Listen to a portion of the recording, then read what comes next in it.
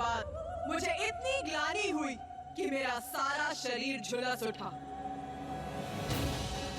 और इसीलिए मेरे इस स्वरूप का नाम ही पड़ा देवी धूमावती। देवी धूमावती, मेरी महाविद्या धूमावती संसार में प्राणियों को उनके बुरे कर्मों का फल देने, उन्हें पीड़ा देकर दंडित करने, अकाल, महामारी, कलेश, दरिद्रता आदि उत्पन्न करती। देवी लक्ष्मी की बड़ी बहन ज्येष्ठा भी इन्हीं का बड़ा रूप है।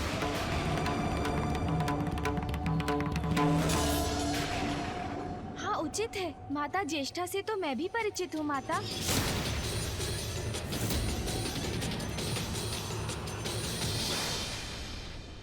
माता, हमें बताने की कृपा करें कि आपके इस रूप की पूजा से आपके उत्तम भक्तों को कैसा सुफल प्राप्त होता है।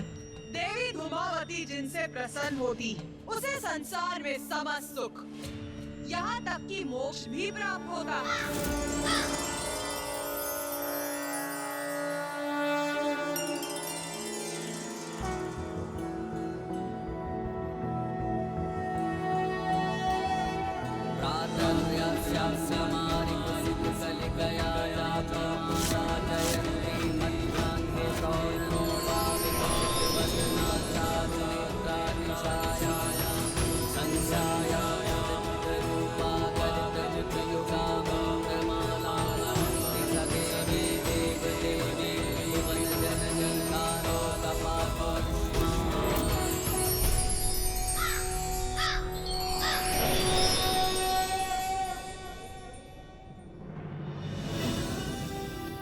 माता, पृथ्वी, सूर्य, प्रकृति, भुवन, मृत्यु और सभी प्राणियों को उनके जीवन में भी और मृत्यु के उपरांत भी उनके कर्मों का उचित फल प्राप्त होने का अर्थ यही है ना कि अब सृष्टि में पूर्णता आ चुकी थी। पूर्णता और संतुलन में बहुत बड़ा भेद है गणेश। तुम्हारी क्या मान्यता है? क्या तुम्हारे अनुसार सृष्टि अभी संतुलित है?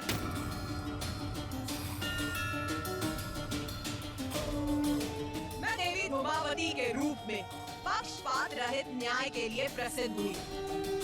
मैं मनुष्यों को उनके बुरे कर्मों के लिए दंडित तो कर रही थी, किंतु क्या ये उचित नहीं था कि मैं उन्हें उचित मार्ग पर चलने के लिए भी प्रेरित करूं? क्योंकि यदि किसी से एक भूल हो गई तो इसका अर्थ ये नहीं है कि वो मनुष्य बुरा है। बुराई को त्याग कर अपने भीतर सुधार लाने का एक अवसर तो सबको प्राप्त होना ही चाहिए। और कभी-कभी मनुष्यों को सुपथ पर लाने के लिए मुझे उनके भ्रांतियों को नष्ट करने हेतु शत्रु बुद्धि नाशनी बनकर उस स्रोत को ही नष्ट करती हूँ, जहाँ से प्राणी अनुचित शब्द उच्चारित करता है। शत्रु बुद्धि नाशनी? मैं समझा नहीं माता। अवश्य समझोगे गणेश, किंतु उसके पूर्व तुम्हें मेरी अष्टम महाविद्या स्वरूप देवी बगलामुखी से परिचित होना होगा। देवी बगलामुखी? आपकी अष्टम महाविद्या स्वरूप माता?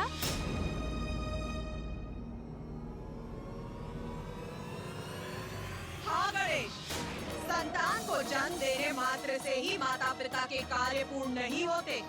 संतान को अच्छे संस्कार देना भी माता पिता का ही कर्तव्य होता है। अपने देवी धूमावती स्वरूप में मैं अपनी संतानों को उनके बुरे कर्मों के लिए दंडित अवश्य कर रही थी, किंतु उन्हें अच्छे संस्कार देना भी मेरा ही दायित्व है गणेश। हाँ माता, जैसे मेरी माँ के रूप में आपने मुझे सदैव सुपथ पर चलने की प्रेरणा दी, मुझे सदैव अच्छे संस्कार सिखाए। हाँ गणेश, तो हम सभी को ये भी बताओ कि किसी को अच्छे संस्कार कैसे सिखाए जाते हैं। बात के लिए छोड़ा हुआ कार्य कभी पूर्ण नहीं होता। लक्ष्य प्राप्ति के लिए तो अनेक चुनौतियों से संघर्ष कर उन पर विजय पानी होती है पुत्र। उसके बिना कभी सफलता प्राप्त नहीं होगी। और चुनौतियां तो कठिनाइयों का रूप लेकर ही प्रस्तुत होती हैं। कठोर साधना से साध कर ही उन्हें सरल बनाया जा सकता है पुत्र। इतना स्मरण रखना पुत्र, जो स्वयं को पहचानने में असमर्थ हो जाते हैं वो जगत में अपनी कोई पहचान नहीं बना पाते। उसे उचित ज्ञान देकर माता। हाँ गणेश, जिस प्रकार अपने देवी पार्वती रूप में मैंने तुम्हें अच्छे संस्कार और ज्ञान दिया, उसी प्रकार अब मैं अपने देवी बगलामुखी स्वरूप में समस्त संसार को गूढ़ ज्ञान देने के इच्छुक थी। ज्ञान मात्र भौतिक ज्ञान तक ही सीमित नहीं है। मैं तो उन्हें वो ज्ञान भी देना चाहती थी जो उन्हें भगवान से जोड़ सके, उन्हें जीवन का उद्देश्य समझा सके, उन्हें औषधियों का ज्ञान दे सके ताकि वो स्वस्थ रहे, क्योंकि स्वस्थ तन में स्वस्थ आत्मा का वास होता है। तो माता, आपने माँ बगलामुखी का रूप लेकर सभी को ये ज्ञान सिखाया? मात्र उतना ही नहीं गणेश, मेरे इस रूप में संसार में प्रकट होने के पीछे एक बहुत बड़ा कारण है। कारण? माता, क्या है वो कारण?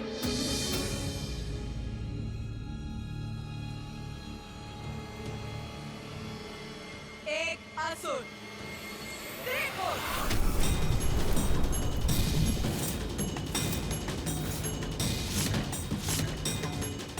त्रिखुर नामक असुर?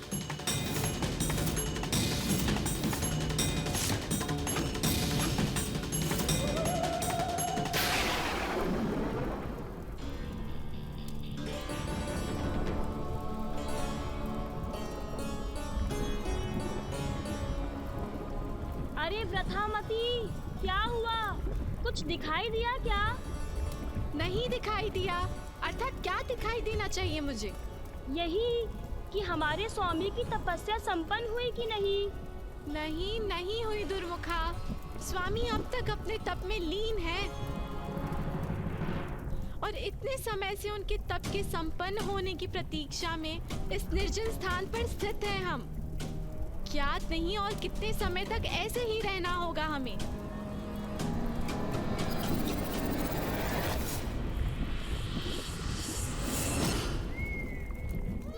ओम ब्रह्मदेवाय नमः। ओम ब्रह्मदेवाय नमः। ओम ब्रह्मदेवाय नमः। ओम ब्रह्मदेवाय नमः। ओम ब्रह्मदेवाय नमः। ओम ब्रह्मदेवाय नमः। ओम ब्रह्मदेवाय नमः। ओम ब्रह्मदेवाय नमः।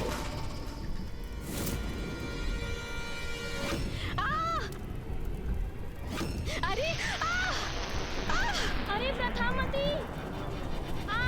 अरे व्रथामती, देखकर नहीं गिर सकती थी क्या? दुर्मुखा, तुम देखकर खड़ी नहीं हो सकती थी क्या? गिरा दिया मुझे। एक तो तब से स्वामी की तपस्या संपन्न ना होने के कारण इतनी चिंतित हूँ मैं, और अब तो गिरकर आहत भी हो गई। व्रथामती, वो स्वामी है हमारे। अब जहाँ वो रहेंगे हम वही रहेंगे ना।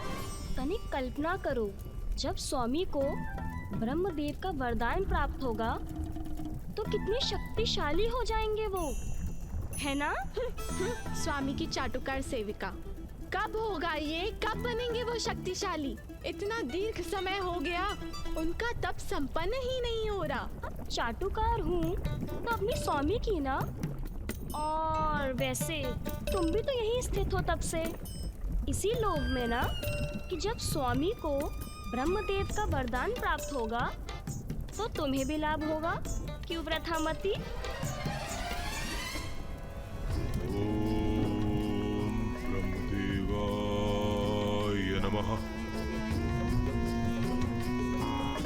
ओम ब्रह्मदेवाय नमः।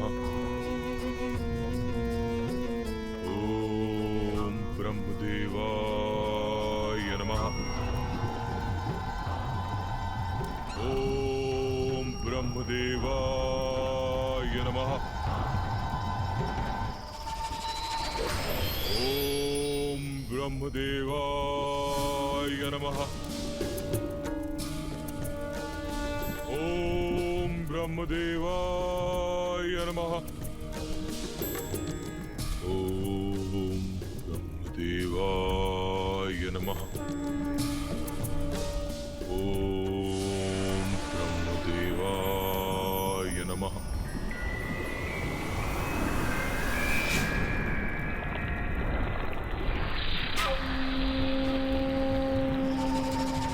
पुत्र त्रिकोण,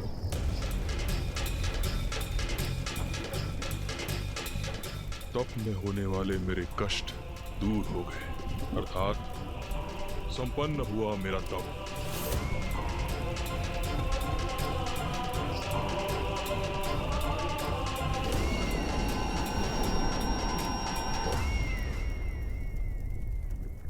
ब्रह्मदेव, मेरे आराध्य, अंततः आप आ ही गए मुझे दर्शन देने।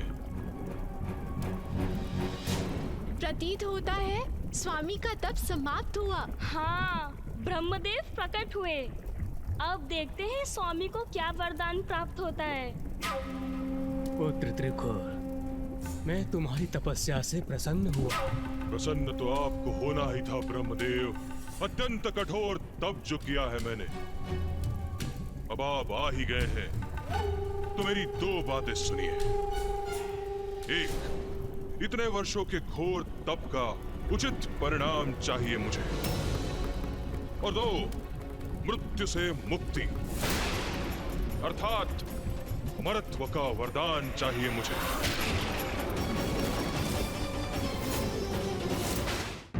पुत्र त्रिकोण, अमृत्यु का वरदान देना तो सृष्टि के नियमों के विरुद्ध है। ये मैं तुम्हें नहीं दे सकता।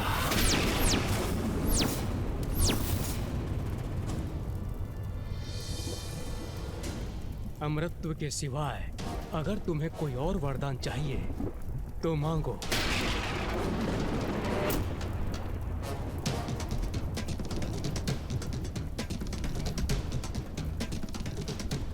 मुझे ज्ञात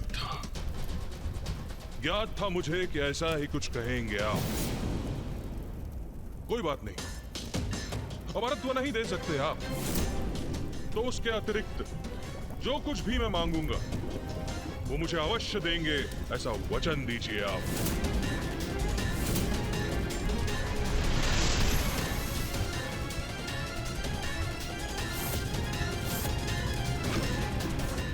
मैं वचन देता हूँ वत्स, मांगो। क्या मांगना चाहती हो?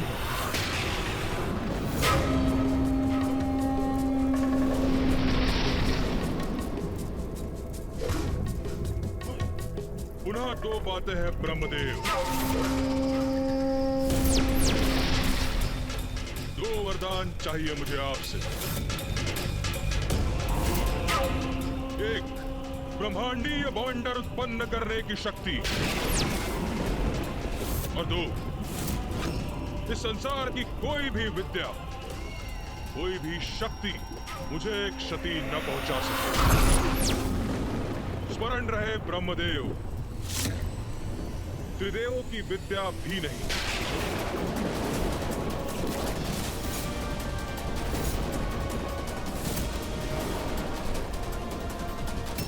ब्रह्मांडीय बवंडर, ऐसी शक्ति का कहां प्रयोग करोगे तुम? इससे क्या लाभ प्राप्त होगा तुम्हें? ब्रह्मदेव, पुनः दो बातें हैं। एक, अब और कोई प्रश्न नहीं सुनना चाहता मैं, और दो, जो वचन दिया है आपने उसे पूर्ण कीजिए आप। ब्रह्मांडीय बवंडर अर्थात पथा शक्ति दे दूं इसे। वचन दिया है मैंने, उसकी मर्यादा भी भंग नहीं कर सकता मैं। इसे इसका इच्छित वरदान तो देना ही होगा मुझे।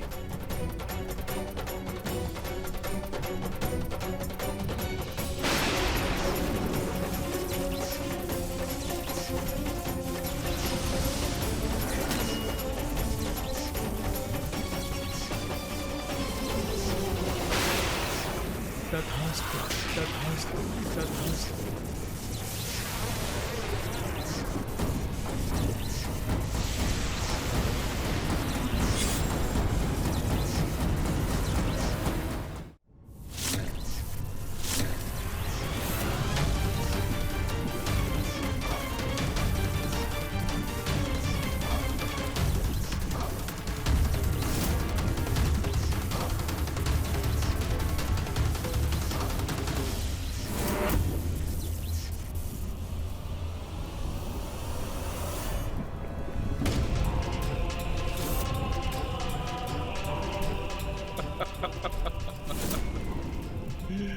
ये शक्ति अब मेरे हाथों में आ गई है। अब इसका इच्छा अनुसार प्रयोग करूंगा मैं।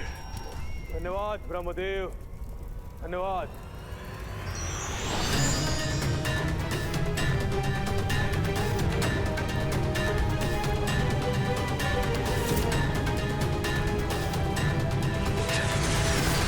प्रणाम स्वामी। बधाई हो स्वामी, आपका तप सफल हुआ। स्वामी, ब्रह्मदेव ने आपको वरदान दे ही दिया। स्वामी, मैं ना आपकी निष्ठावान सेविका हूँ, तब से यहाँ आपकी प्रतीक्षा में स्थित हूँ और आज मेरी प्रतीक्षा सफल हुई प्रभु। मैं भी प्रभु, यह अकेली नहीं थी यहाँ, मैं भी यहाँ प्रतीक्षा कर रही थी। नहीं प्रभु, स्वामी, मैं प्रतीक्षा कर रही थी आपकी कब से। मैं भी थी यहाँ पर। नहीं प्रभु, मैं कर रही थी। बालकों के समान आपस में उलझना बंद करो तुम लोग।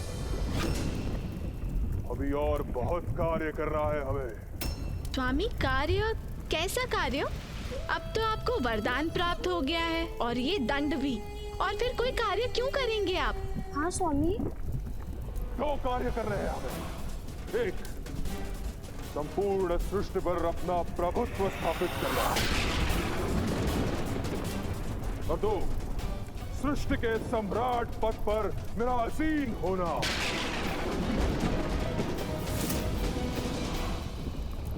स्वामी, आपके इस कार्य में तो बड़ी प्रसन्नता से सहायक बनेंगे हम। ब्रह्मांड के सम्राट की सहयोगी होंगी हम। बहुत आनंद आएगा हमें। अब संपूर्ण ब्रह्मांड मेरी मस्ती में होगा, मेरी मस्ती में होगा।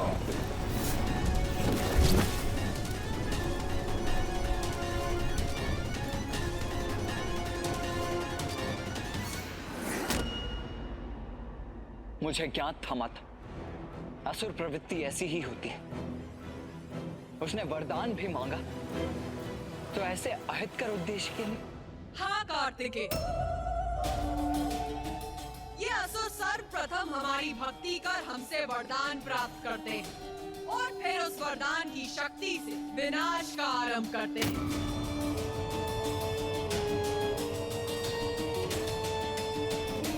त्रिखुर भी यही करना चाहता था, वो समस्त ब्रह्मांड का अधिपति बनना चाहता था।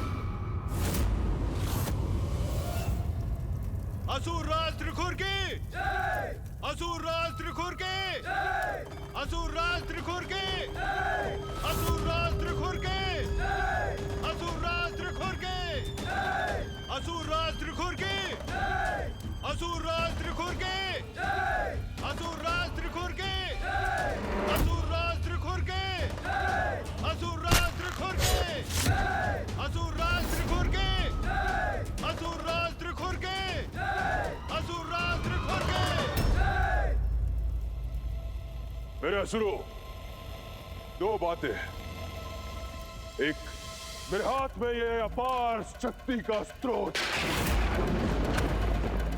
स्वयं ब्रह्मदेव द्वारा दिया गया दंड। और दो, इस दंड की शक्ति से मैं अपने सभी विरोधियों को प्रताड़ित और दंडित करूंगा।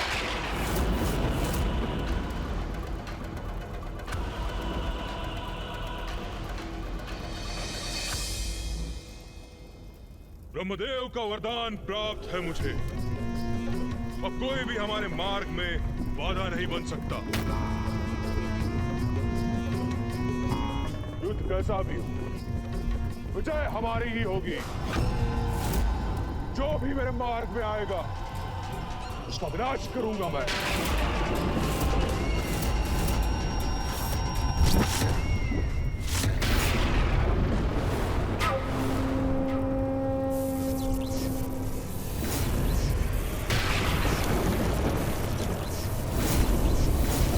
इस ब्रह्मांडीय बवंडर से मैं त्रिदेवों को इतना अधिक विवश कर दूंगा कि वो मेरे समक्ष आकर नतमस्तक हो जाए।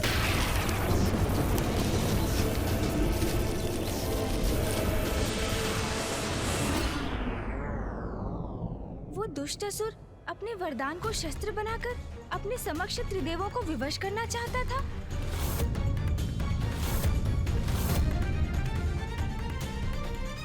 अनेक कठिनाइयों के उपरांत ही व्यक्ति को वरदान की प्राप्ति होती है। उन्हें स्वयं को सौभाग्यशाली समझना चाहिए और उसका सदुपयोग करना चाहिए, ना कि दुरुपयोग। युद्ध कैसा भी हो, विजय हमारी ही होगी। जो भी मेरे मार्ग में आएगा उसका विनाश करूंगा मैं और बनूंगा संपूर्ण ब्रह्मांड का सम्राट। जब अहंकारी त्रिकुर अपनी राजसभा में एक घोषणा कर रहा था, तभी वहां उसकी पत्नी ने आकर उसके विवेक को जागृत करने का प्रयास किया, किंतु अहंकार के मद में तो किसी की भी बुद्धि का विनाश हो जाता है। फिर त्रिकुर तो एक असुर ही था। महारानी तृप्ता बस।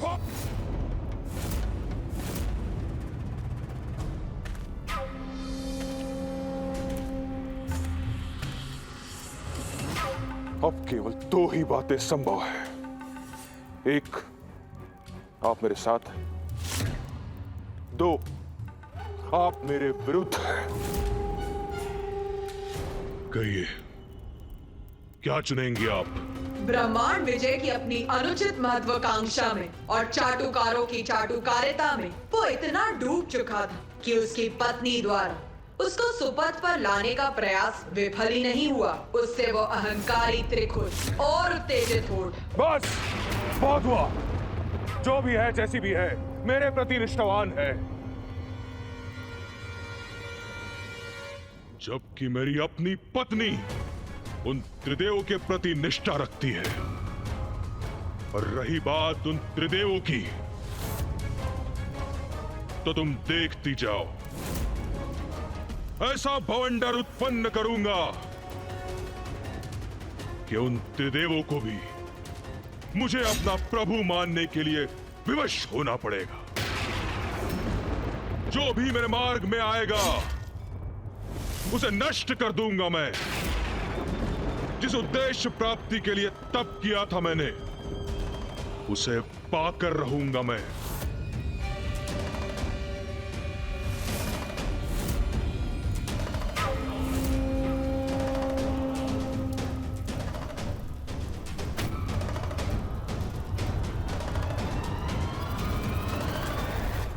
प्रभु, आपके यहाँ आने का क्या प्रयोजन है?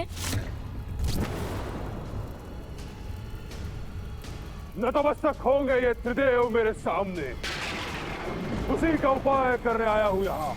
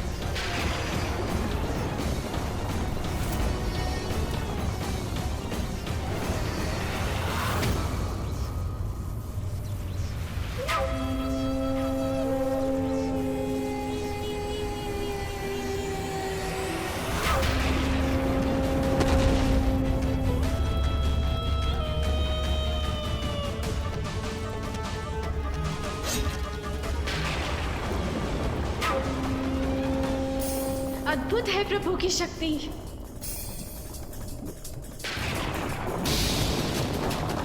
ऐसा प्रचंड वायु वेग, ऐसा भयंकर बवंडर, आश्चर्य। प्रभु, मैं कुछ समझी नहीं। इस बवंडर के प्रभाव से त्रिदेव आपके समक्ष झुकने पर क्यों विवश हो जाएंगे? सब स्पष्ट हो जाएगा दुर्मुखा, तो बस देखती जाओ।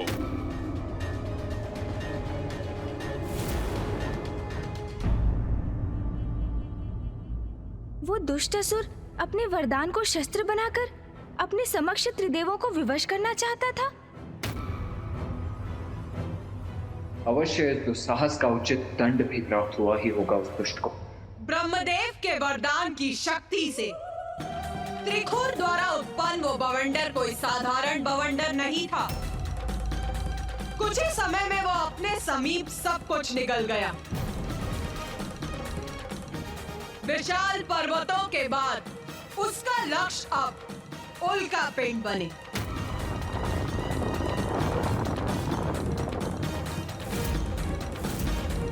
किंतु उस बवंडर की शक्ति अब कम होने के स्थान पर बढ़ती ही जा रही थी और एक समय ऐसा आया जब वो अपनी ओर ग्रहों को भी खींचने लगा।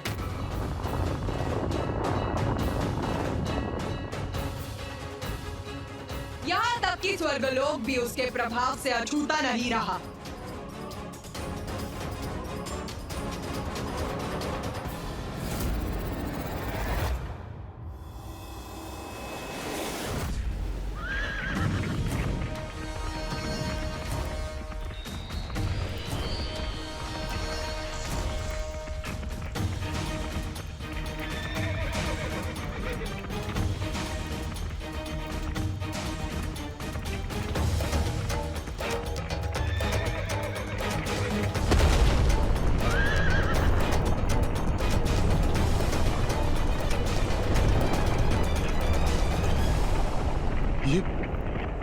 ये कैसी तीक्ष्ण, कर्णभेदी और भयानक ध्वनि थी।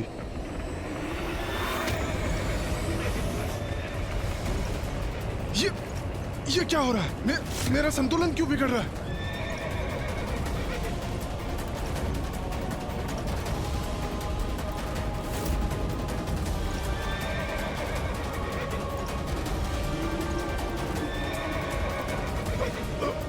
ये क्या हो रहा है? मुझे ऐसा प्रतीत क्यों हो रहा है कि कोई प्रचंड शक्ति मुझे पीछे की ओर खींच रही है।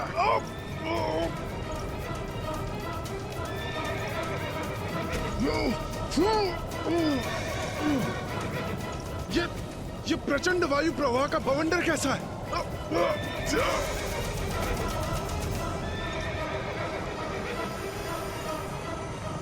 मेरा दिव्य रथ कंपित कर दिया इस बवंडर ने। अश्वराज, संभालिए अपने आप को, संतुलन बनाए रखिए। मेरे अश्व व्याकुल हो रहे हैं, मेरे अश्व पीछे खींचे जा रहे हैं, किंतु मुझे इन्हें संभालना होगा, इन्हें पीछे जाने से रोकना होगा। संभालिए अपने आप को अश्वराज, संभालिए अपने आप को।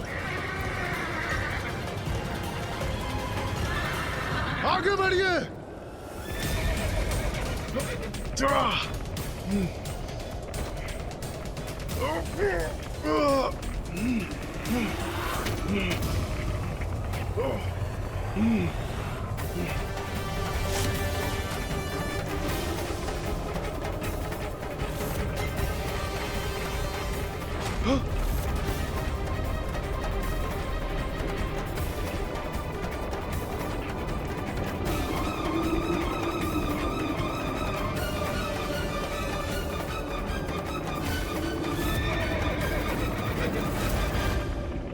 पृथ्वी से निम्न सभी सप्तलोक इस बवंडर के कारण संकट में हैं।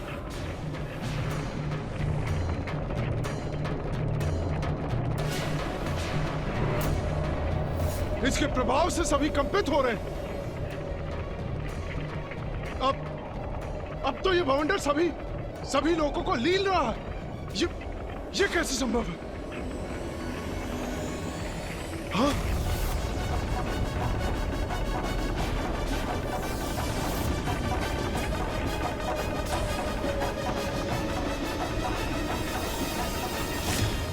कदाचित रसातल ही है इस बवंडर का स्रोत, किंतु ज्ञात नहीं इसे उत्पन्न किसने किया, क्यों किया।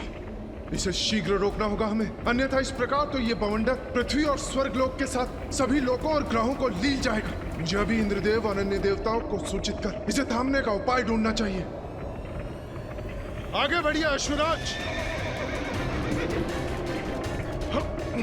आगे बढ़ते रहिए।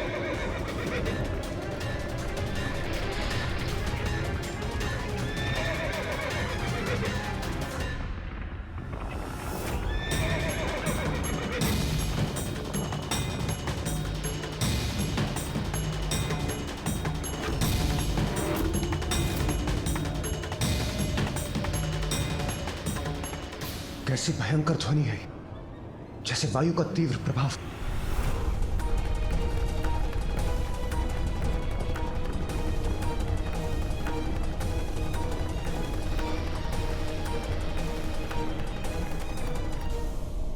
अब ये भूकंप कैसा, क्या कारण हो सकता है इसके पीछे?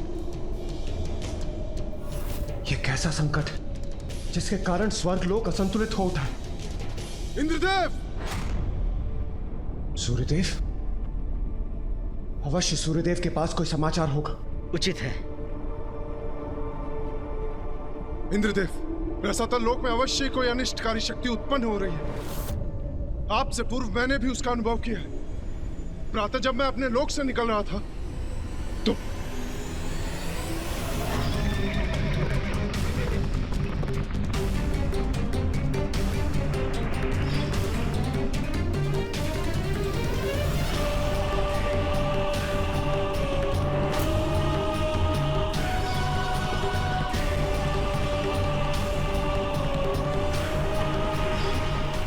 ये कैसी विकट स्थिति उत्पन्न हो गई।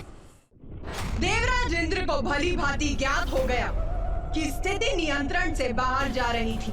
कुछ ही समय में वो अदृश्य अनिष्टकारी शक्ति पृथ्वी, ग्रहों, सूर्य, चंद्र और स्वर्गलोक को भी निगलने वाली थी।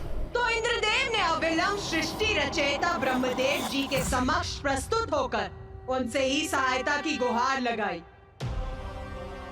ब्रह्मदेव, हम उस बवंडर के स्रोत को ढूंढने रसातल भी जा सकते थे, किंतु उसका अनिष्टकारी प्रभाव इतनी शीघ्रता से बढ़ रहा था कि समय व्यर्थ किए बिना आपके समक्ष आना ही मैंने उचित समझा।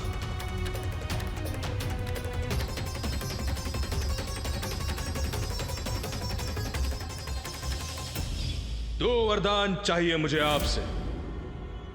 एक, ब्रह्मांडीय बवंडर उत्पन्न करने की शक्ति, और दो, इस संसार की कोई भी विद्या, कोई भी शक्ति मुझे एक क्षति न पहुंचा सके।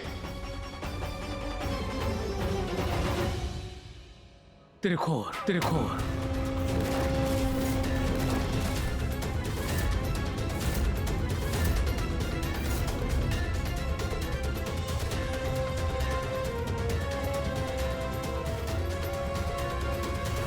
त्रिखुर? कौन है ये त्रिखुर ब्रह्मदेव? देवराज, असुर त्रिखुर मेरा परम भक्त है। उसने मुझे अपने कठोर तप से प्रसन्न कर ब्रह्मांडीय बवंडर उत्पन्न करने की शक्ति प्राप्त की है। ब्रह्मदेव, आपके दिए वरदान से वो दुष्ट असुर ऐसा बवंडर उत्पन्न कर रहा है कि जिसे रोका ना गया तो समस्त सृष्टि नष्ट हो जाएगी। देवराज, मैं स्वयं उसे समझाऊंगा कि वो सर्वथा अनुचित कर रहा है। मुझे पूर्ण विश्वास है वो मेरे आदेश का सम्मान अवश्य करेगा। ब्रह्मदेव, यदि अनुमति हो तो हम सब भी आपके साथ चलें? नहीं देवराज, यदि आप सब लोग मेरे साथ जाएंगे तो हो सकता है कि वो इसे अपने विरुद्ध एक चुनौती समझकर उत्तेजित हो जाए। आप चिंता ना करें, मेरा परम भक्त है वो। मेरे आदेश को कदापि नहीं ठुकराएगा, अवश्य रोकेगा इस बवंडर को वो, और समस्त लोकों एवं ग्रहों को इस संकट से मुक्त करेगा। प्रणाम ब्रह्मदेव।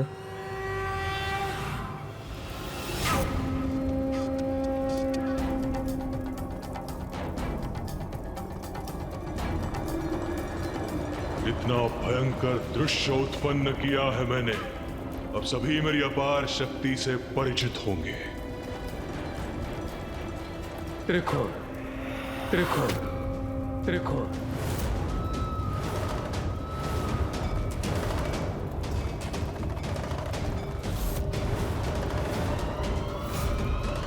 ब्रह्मदेव यहाँ?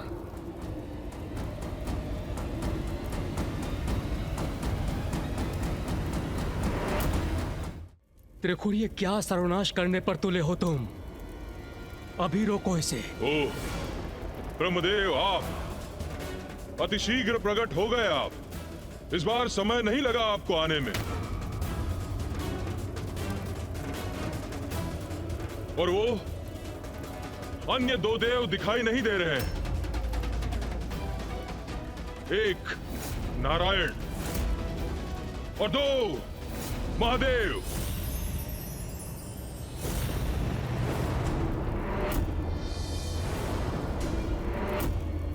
जाइए ब्रह्मदेव, उन दोनों को भी बुला लीजिए। एक अत्यंत महत्वपूर्ण घोषणा करनी है मुझे आपके समक्ष। त्रिखुर, मैंने तुम्हें वरदान इसलिए दिया था कि तुम कुछ हित कर सको, किंतु भूल की मैंने। ये भूल कर कि अंततः तुम हो तो एक असुर ही।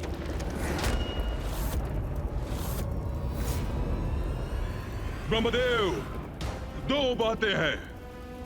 एक, ये वरदान मैंने अपने घोर तप से प्राप्त किया है।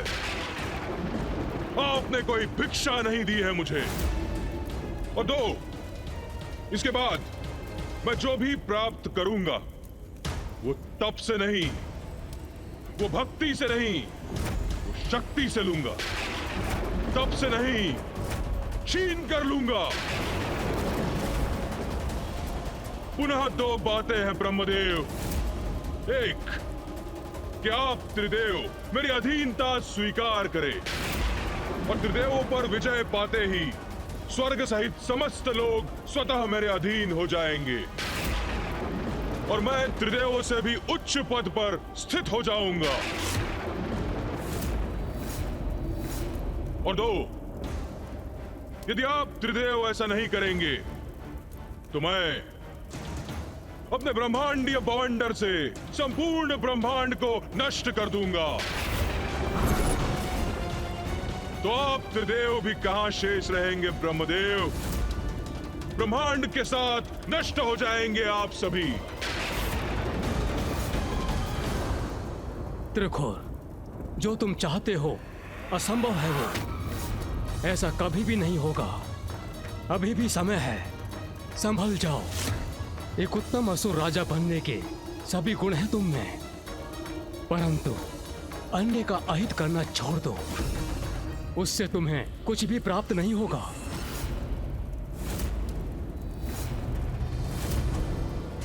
देखिए ना स्वामी, संकट में आए तो कितनी शीघ्र आकर कैसे उपदेश दे रहे हैं ब्रह्मदेव आपको।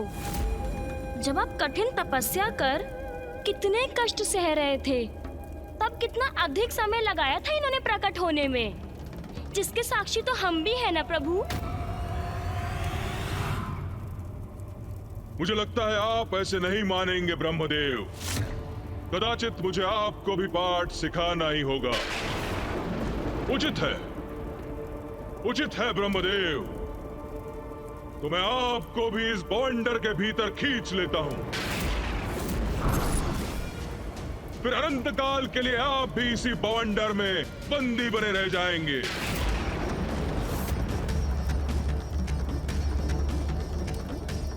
ये दुष्ट मेरा सुझाव स्वीकार करने के स्थान पर मुझसे उद्दंडता कर रहा है।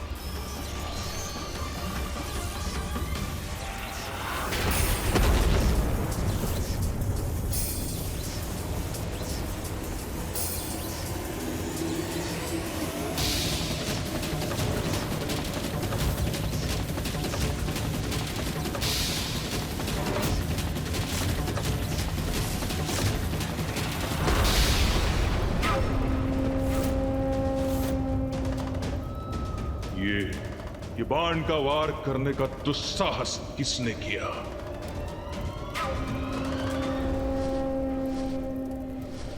आकाश मार्ग से ये कौन आ रहा है यहां? देखूं तो।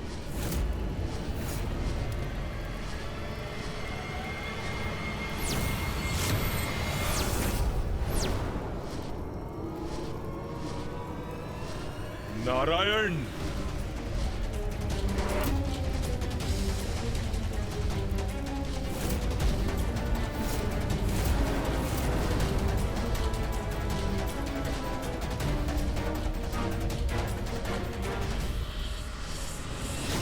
तो आप भी यहां आ ही गए नारायण।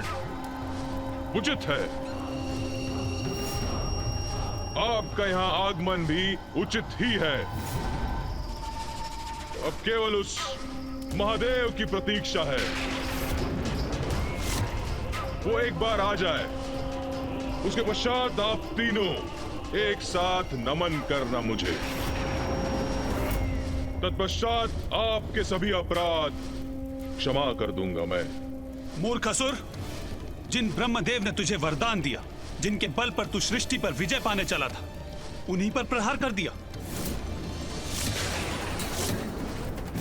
दो बातें हैं नारायण। एक, मैं असुरराज त्रिखुर हूं।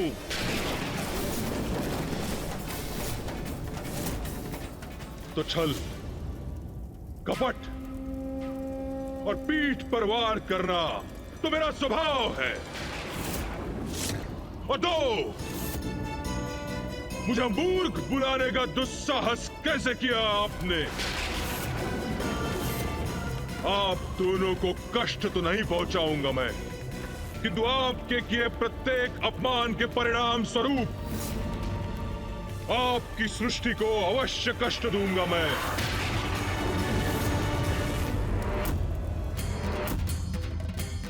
तो क्या पिताश्री वहाँ आए मामा जी और फूफा जी को बचाने के लिए?